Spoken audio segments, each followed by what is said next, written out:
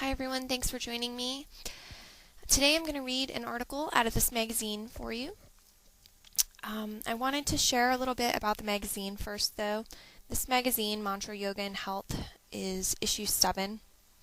I got this in December of last year, so 2014.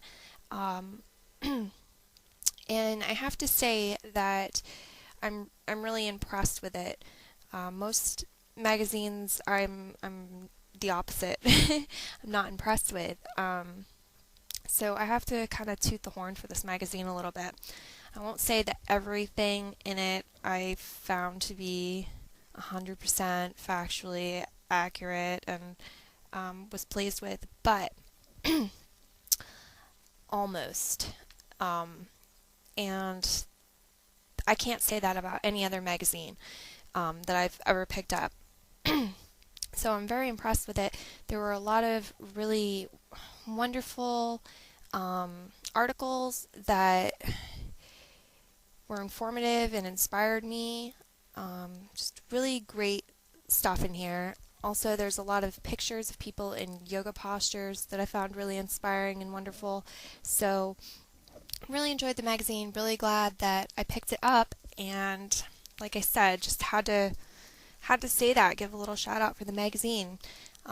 So maybe some people are interested in it and will get it. Maybe, some of you were just curious about what I read, if I like to read magazines. I'm really impressed with this one. A lot of magazines I pick up and there's some good stuff in there, but it's mostly, just distorted facts and bad studies and just lies, and this was really not. Almost everything in here I found to be accurate and just great. So anyhow, moving on to the article. Like I said, this is out of Mantra, Yoga, and Health, issue 7, and the article is by Moby, the DJ, singer-songwriter, and musician, Moby. It was originally published by, let's see, where does it say that? Yes, the World Post. And I don't know how to say this lady's last name. Melissa Danis did the photos. I think that's how you say it. But I will write it down in the description below just to give some, credit. Excuse me. So I'm going to get started with reading the article. Thanks again for joining me. It is titled Save the Humans, again, by Moby. We can do this. We have to. A few years ago, I was talking with Al Gore. Yes, I'm name dropping. I asked him a very simple and pointed question. Animal agriculture contributes to about 18% of the gases that cause climate change. Why didn't you mention this in your book or movie?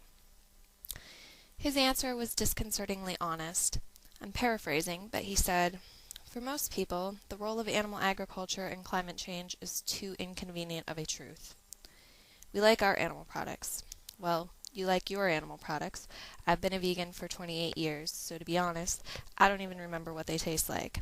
But collectively as a species, we seem to like animal products a lot. To wit, each year the U.S. grows and kills about 10 billion livestock animals. Globally, we're raising and slaughtering about 56 billion animals in animal agriculture each year. If you do the math, that means we're killing 1,776 animals for food every second of every day. That doesn't even include fish and other seafood. But even though I'm a vegan for ethical reasons, I don't want to write about the animal ethics of animal agriculture. I want to write about the ways in which animal agriculture is killing us and ruining our planet. I know that sounds like left-wing hyperbole. It's killing our planet! But sometimes hyperbole isn't hyperbole. Sometimes hyperbole is just the clear-eyed truth. I'll start with climate change. The UN released a conservative report wherein it stated that animal agriculture causes about 18% of current greenhouse gas emissions. To put it in perspective, animal agriculture is responsible for producing more climate change gases than every car, boat, bus, truck, motorcycle, and airplane on the planet combined. But we like our animals, or at least growing and eating them. So we make the trade-off: animal products for climate change. Climate is complicated, and climate change is complicated. But the role of animal agriculture in climate change is simple. And how about famine? There are over 7 billion people on the planet, and many of them are very, very hungry. Article after article and book after book ask the question: how will we feed a planet of 7 or 8 or 9 or 10 billion people? The discussions turn to fertilizer and GMOs and arable land. But here's a painfully simple idea: stop feeding human food to livestock. It takes about 15 pounds of grain to make 1 pound of beef, which can feed a couple of people for a few hours. In comparison, 13 pounds of grain, fed to humans directly, can feed 13 people for most of the day. Globally, we don't have a famine problem, we have a livestock problem. Feeding food to animals and then eating the animals is kind of like heating your house during the winter by burning wood outside. Speaking of winters, a few years ago, tired of cold winters in New York, I moved to California. Last year in LA, we had around 362 beautiful days of sunshine. It was 80 degrees on Christmas, and there wasn't a cloud in the sky, which is great, apart from the fact that California and most of the West are now experiencing the worst drought in recorded history. As Californians, we've been asked to take shorter showers and use less water on our lawns. Both are good ideas, but let's put it in perspective. A long shower uses around 40 gallons of water, whereas it takes 4,000 to 18,000 gallons of water to create a 1/3 pound hamburger. More than 90% of the water in California goes to agriculture. Some agriculture is very water responsible. It takes about 216 gallons of water to make 1 pound of soybeans, for example. But other agriculture is egregiously water intensive, including rice and cotton, but especially animal agriculture. Each pound of chicken requires about 500 gallons of water, and pork requires about 576 gallons of water. Personally, I'd like to make a deal with California. I'll take much shorter showers if you stop subsidizing water used for livestock. If I just jumped in the shower and bathed quickly, I could get it down, I could even get it down to 5 gallons of water per shower. And after 132 showers, I wouldn't have used as much water as is needed to create 1 pound of beef. So we've established that having an estimated 56 billion livestock animals on the planet uses a lot of water and grain and creates a lot of methane and carbon dioxide. But these billions of animals also make waste, the really disgusting waste, not just invisible climate-warming gases. Let's put this in perspective. The good people of Philadelphia create roughly 1 million tons of urine and feces per year, and only one, large pig farm will produce roughly 1.6 million tons of urine and feces per year. Our lakes and rivers are being fouled with algae blooms. Our groundwater is being polluted, and the main culprit is livestock. The 56 billion livestock animals on the planet are making tons and tons of feces and urine every year, 3 times as much as humans. And in addition to fouling our water supplies, it's also fouling our homes. A University of Arizona study found more residual feces and waste in the average omnivore's kitchen than in their toilet bowl, largely due to meat in the home. The animals spend their lives in their own feces and urine, and when they're killed and packaged, they bring their feces and urine with them into your home. They also bring pesticides, antibiotics, growth hormones, cholesterol, and saturated fat. To that end, if we collectively stopped eating animals and animal products tomorrow, studies suggest we'd see a drop in obesity, heart disease, diabetes, and some cancers. We don't have a global health epidemic. We have a global livestock epidemic.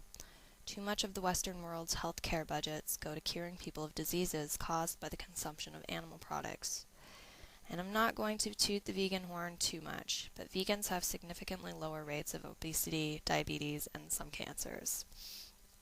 When I talk to people about animal agriculture and meat eating, people often say, "But meat is inexpensive."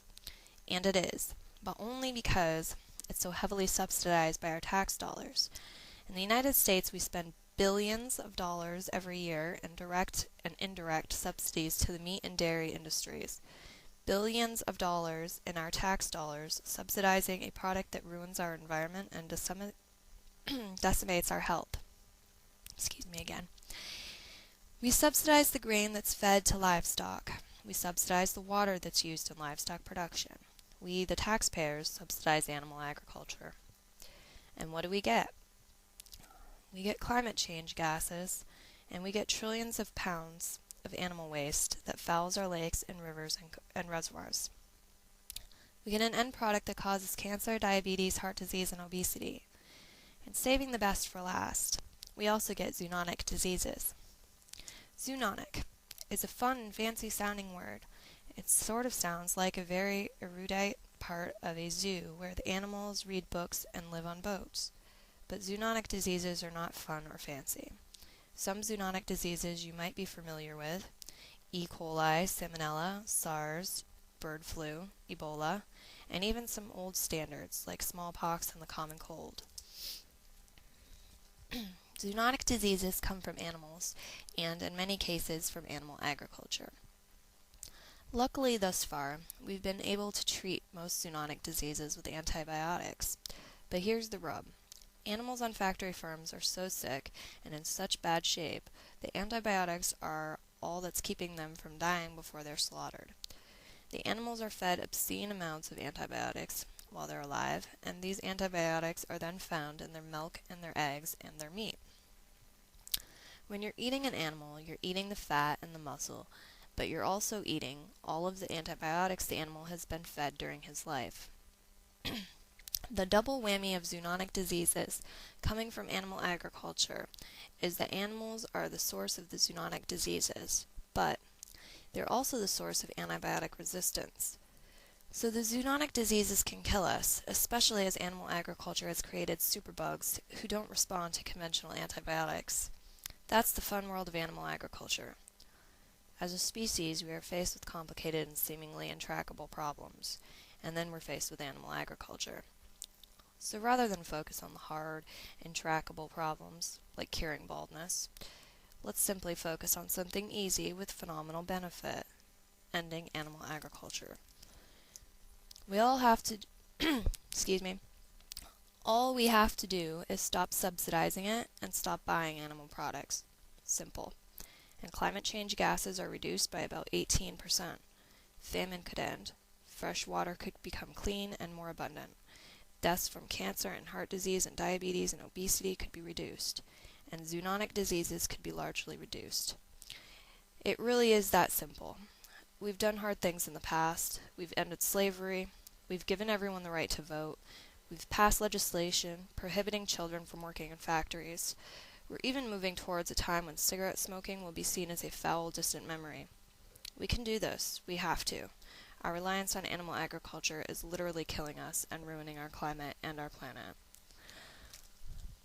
That's the end of the article, everyone. Thank you again for allowing me to read it to you and for hearing it. I just want to make a few personal comments before I end this video.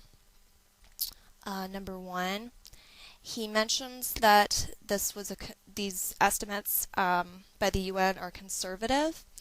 And I would like to say that I've also noticed that a lot of people have much higher estimates, even up to 51%, I believe. So the other comment, number 2, is he mentions lower rates of obesity, diabetes, some cancers, and there was another one, wasn't there? Goodness. I just wanted to say that you can check out the work of T. Colin Campbell in the China study. A lot of other diseases have been linked to animal agriculture, including autoimmune diseases, Alzheimer's disease, a lot of them. I'm just going to leave it at that. and I gave you a resource to check out more, as well as getting in touch with me or viewing some of my other material may lead you to find more answers that I'm not thinking of off the top of my head. And I believe that's all. That's all my comments. But I do want to thank you greatly for listening to this and hope that you will think about it. Maybe re-listen to it. Maybe pass it on to some people.